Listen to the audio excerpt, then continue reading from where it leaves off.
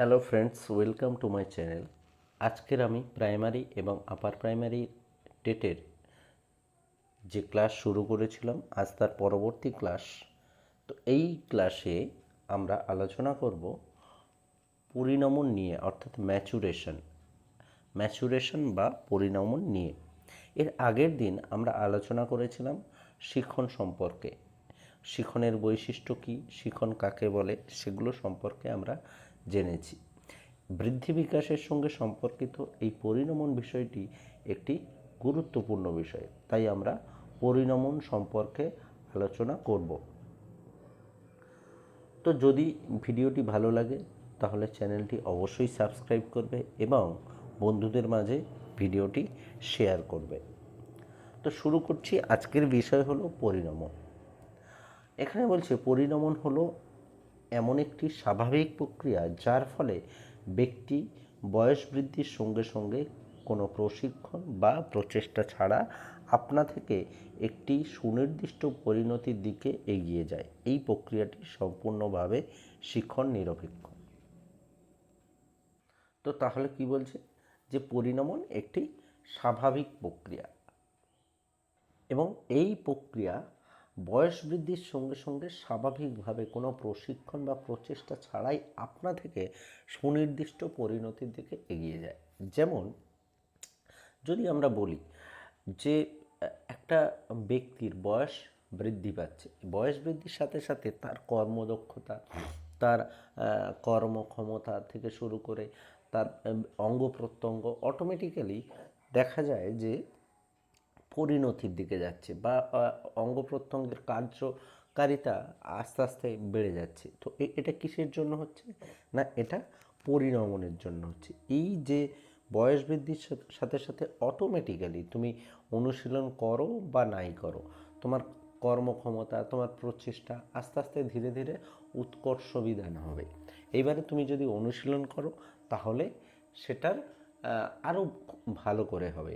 কিন্তু অটোমেটিক্যালি তোমার বয়স বৃদ্ধির সঙ্গে সঙ্গে তোমার বিভিন্ন অঙ্গ প্রত্যঙ্গ একটা স্টেবিলিটি আসবে বা সেটা একটা পরিণতির দিকে মানে তার যে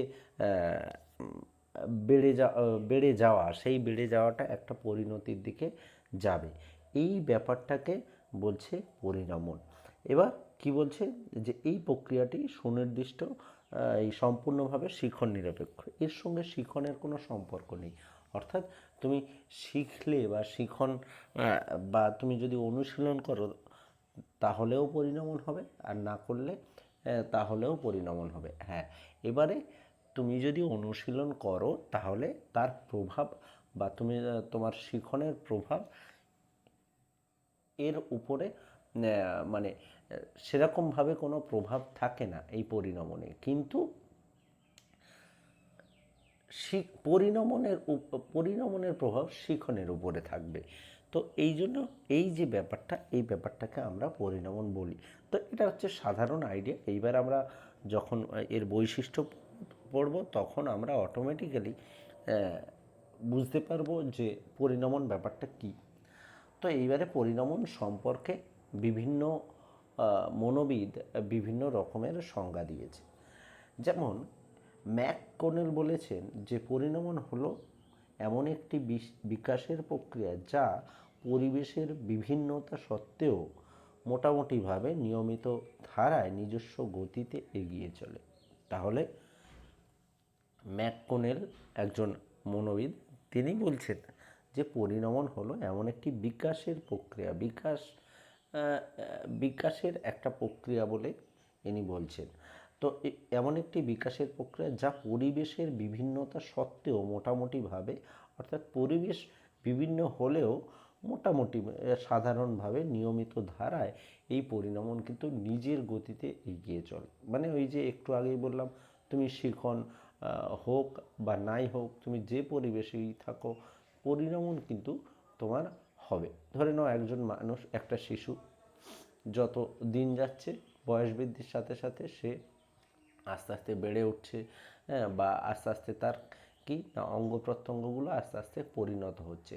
সে আগে ধরে নাও তেমন কিছু ঠিকঠাকভাবে ধরতে পারতো না, সে এখন ঠিকঠাকভাবে ধরতে পারে। হাত হাত হাত দিয়ে একটা ছোট শিশু আমরা কি দেখতে পাই যে প্রথমে একটা ছোট শিশু সে তাকে যদি হাতে কিছু দেওয়া হয় সে কিন্তু ধরতে পারে না। তো তারপরে অটোমেটিক্যালি তার বয়স বৃদ্ধির সাথে সাথে সে ধরতে পারছে। খেলাধুলা, হাঁটতে পারছিল না, সে হাঁটতে পারছে।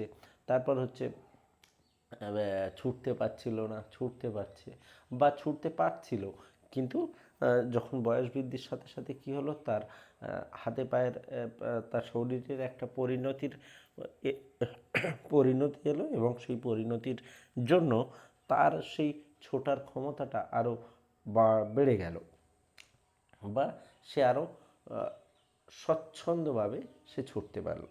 এই ব্যাপারটা এখানে বলছে। তারপরে ম্যাকগিয়ক কি বলছে, এ বিষয়ে মনে করেন যে স্বাভাবিক পরিণতি বা পরিপক্কতাই হলো পরিণমন। ম্যাকগিয়ক বলছে স্বাভাবিক পরিণতি বা পরিপক্কতা, শরীরের যে পরিপক্কতা, সেই পরিপক্কতায় হলো পরিণমন।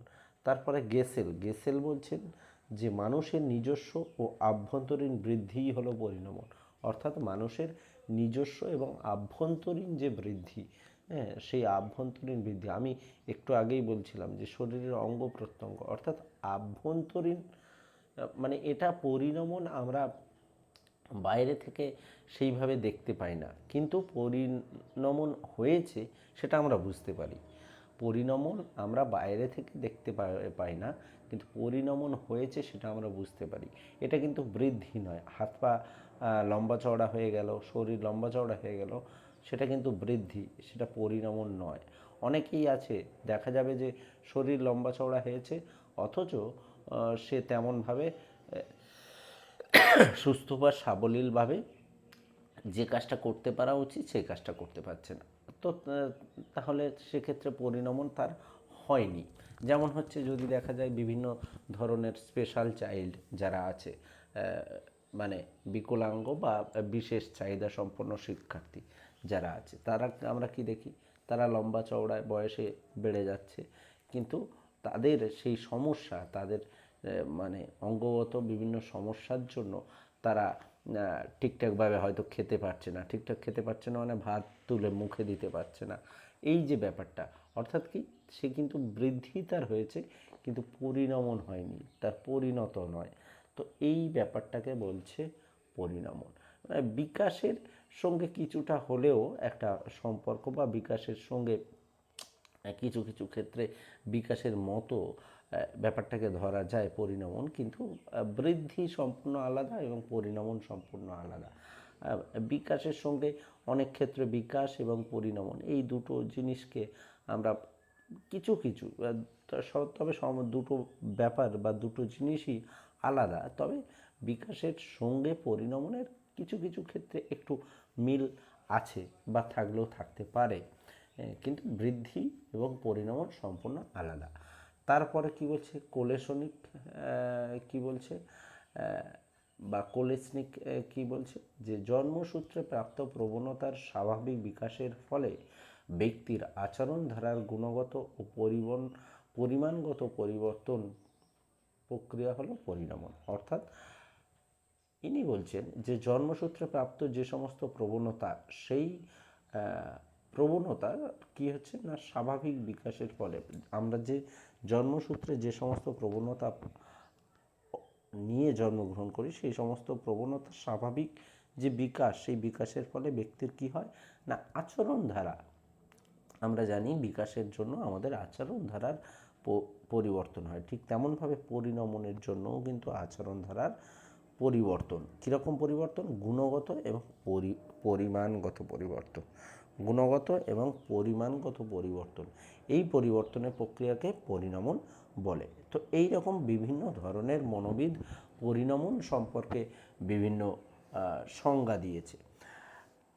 এইবারে এই যে সমস্ত সংজ্ঞা আমরা দেখলাম, সেই সমস্ত সংজ্ঞা থেকে আমরা একটা কংক্রিট একটা নির্দিষ্ট সংজ্ঞার দিকে যেতে পারি। সেটা কি না, বলছে পরিণমন হলো এমন একটি চর্চা, অনুশীলন ও শিখন নিরপেক্ষ স্বাভাবিক স্বতঃস্ফূর্ত প্রক্রিয়া। অর্থাৎ পরিণমন, একটু আগেই বললাম, পরিণমন কিন্তু চর্চা বা অনুশীলন দ্বারা প্রভাবিত হয় না। পরিণমন অটোমেটিক্যালি স্বাভাবিকভাবেই হয়ে থাকে। সেই জন্য বলছে চর্চা, অনুশীলন এবং শিখন নিরপেক্ষ স্বাভাবিক প্রসূত প্রক্রিয়া বা স্বতঃস্ফূর্ত, এটা প্রসূত না, এটা স্বতঃস্ফূর্ত হবে, স্বতঃস্ফূর্ত প্রক্রিয়া যা আপনি ব্যক্তির মধ্যে সংগঠিত হয়ে থাকে, মানে অটোমেটিকলি ব্যক্তির মধ্যে সংগঠিত হয়ে তার আভ্যন্তরীণ বৃদ্ধিতে সহায়তা করে। তাহলে পরিণমন একটা আভ্যন্তরীণ বৃদ্ধি বলতে পারি।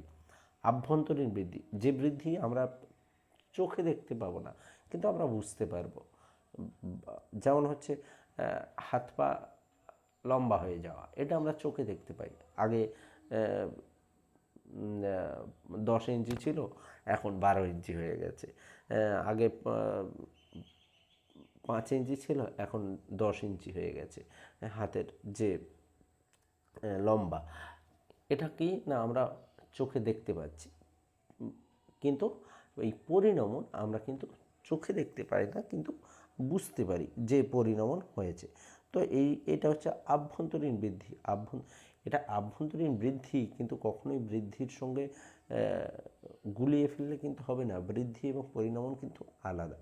বৃদ্ধি, পরিণমন, বিকাশ তিনটেই আলাদা বিষয়। তবে বিকাশের সঙ্গে পরিণমনের কিছু কিছু ক্ষেত্রে সাধারণভাবে দেখলে আমরা মিল পেতে পারি, এটা আমি আগেই বললাম। তো তারপরে কি বলছে, প্রকৃতপক্ষে শিখন নিরপেক্ষ শর্তবিহীন আভ্যন্তরীণ পরিবর্তন ও পূর্ণতাই হলো পরিণমন। তাহলে শর্তবিহীন মানে এই যে পরিণমন, এটা কারোর উপর নির্ভর করে না, ওই জন্য বলছে শর্তবিহীন এবং আভ্যন্তরীণ পরিবর্তন বা পূর্ণতাই হলো পরিণমন। তো এই হলো পরিণমন সম্পর্কে ধারণা। তো এই পরিণমন সম্পর্কে একটু ধারণা থাকা প্রয়োজন, বৃদ্ধি বিকাশের সঙ্গে যেহেতু সম্পর্কিত এবং এখান থেকে অনেক সময় প্রশ্ন আসে। তো সেই জন্য এই যে বৃদ্ধি বিকাশের এই জায়গায় এই পরিণমন বিষয়টা গুরুত্বপূর্ণ। তো এর পরের দিন আমরা পরিণমনের বৈশিষ্ট্য সম্পর্কে কিন্তু আলোচনা করব। তারপরে আমরা পরিণমনের বৈশিষ্ট্য আলোচনা করার পর আমরা শিখন এবং পরিণমনের মধ্যে পার্থক্য কী আছে সেটা দেখব। দেখার পর তারপর আমরা আবার অন্য ইউনিটের দিকে যাব। আমি মূলত যে গুরুত্বপূর্ণ যে বিষয়গুলো, যেগুলো একেবারেই মানে ইম্পর্টেন্ট, সেই টপিকগুলো আগে শেষ করব। তারপরে বেশ কিছু হয়তো ছোটোখাটো সাধারণ কিছু টপিক হয়তো বাকি থাকলেও থাকবে, কিন্তু মানে আগে পরপর শেষ করে যাব যেগুলো গুরুত্বপূর্ণ বিষয়গুলো। আবার পুনরায় যে টপিকে যে বিষয়গুলো একটু আধটু বাকি থাকবে সেগুলো কিন্তু তারপরে দিতে থাকবো, কিন্তু আমি গুরুত্বপূর্ণ বিষয়গুলো আগে আলোচনা করব। তো যদি ভিডিওটি ভালো লাগে তাহলে চ্যানেলটিকে অবশ্যই সাবস্ক্রাইব করবে, পাশে থাকবে এবং বন্ধুদের মাঝে ভিডিওটি শেয়ার করবে এবং ভিডিওটি একটি লাইক করবে। এবং প্রয়োজন হলে যদি তোমাদের অন্য কোনো টপিক নিয়ে জানার প্রয়োজন হয় তাহলে অবশ্যই আমাকে কমেন্টে জানাতে পারো। আমি অবশ্যই চেষ্টা করব সেই টপিক সম্পর্কে আলোচনা করার। এবং যদি কোনো ভিডিওতে যদি কোনো ভুলভ্রান্তি বা এই যে বাংলা লেখার ক্ষেত্রে একটু স্পেলিং মিস্টেক আছে, সেটা আমি পড়ানোর সময় আমি বলে দিচ্ছি। তো এগুলো একটু আধটু থেকে যাচ্ছে, সেগুলো একটু দেখে নিয়ে তারপরে যদি তোমরা এটা লেখো তাহলে একটু দেখে নিয়ে লিখবে, বুঝে লিখবে। তো এই হলো আজকের বিষয়। দেখা হবে আবার পরের ভিডিওতে। ধন্যবাদ।